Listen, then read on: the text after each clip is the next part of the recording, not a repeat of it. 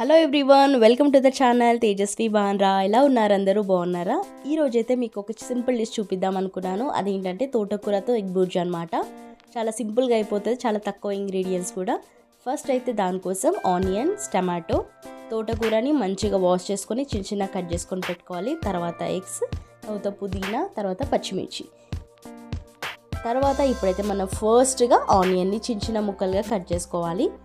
Buzi కాబట్టి చిన్న చిన్న ముక్కలుగా కట్ చేసుకుంటే బాగుంటుంది.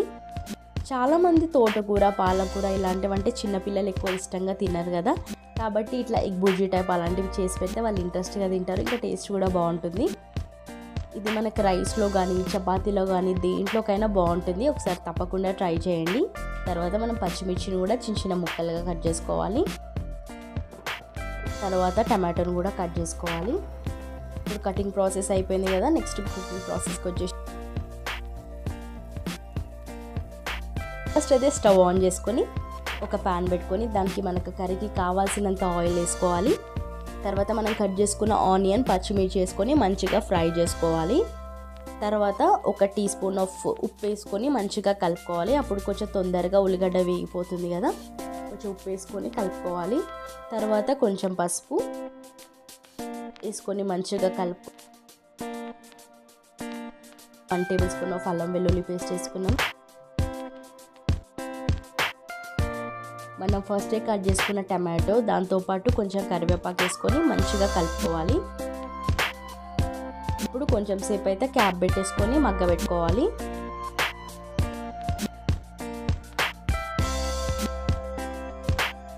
కొంచెం సేపట్లో వదిలేస్తే ఇట్లా అయిపోతుంది. ఫస్ట్ మనం ఇప్పుడు నేను చూపిస్తున్న విధంగా టమాటోని కొంచెం ముందుగా అట్లా మ్యాష్ చేసుకున్నారంటే తొందరగా వేగిపోతుంది అనమాట.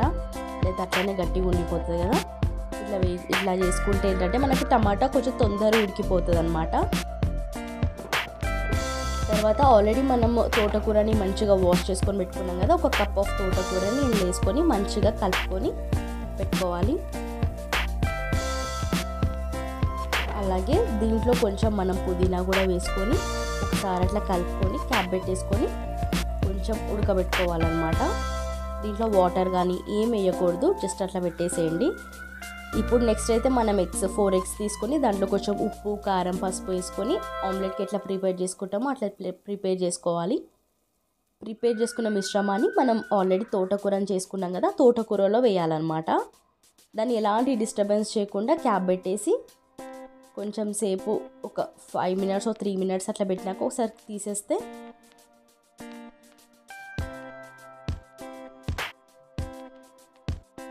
డిస్టర్బెన్స్ చేయకుండా మనం ఒకసారి కిందకి పైన కనేసుకొని మంచిగా ఒకసారి కలుపుకొని పెట్టేసుకుంటే అయిపోతుంది.